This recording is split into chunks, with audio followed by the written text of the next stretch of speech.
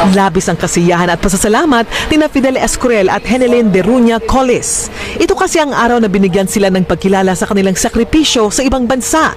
Kabilang sila sa 22 migrant worker na pinarangalan bilang mga bagong bayani sa Migrant Workers Day. Si Fidel ay isang IT professional sa Doha, Qatar. Bukod sa kanyang trabaho, tumutulong din siya sa financial literacy ng mga kapwa Pinoy. Hindi rin matatawaran ng serbisyo ng nurse na si Henelyn. 30 taon nang nagtatrabaho sa Kuwait bilang nurse. Kaya naman meron silang hiling sa papasok na Duterte administration. Ang concern ko po ay magkaroon tayo ng sarili nating OFW bank at OFW hospital. So sa pamamagitan ng pagkakaroon ng eksklusibong OFW hospital, matutugunan ang mga pangangailangan ng bawat OFW tulad kung ito'y subsidized ng government. Ang OFW Bank naman, matutulungan daw ang mga OFW na nawalan ng trabaho.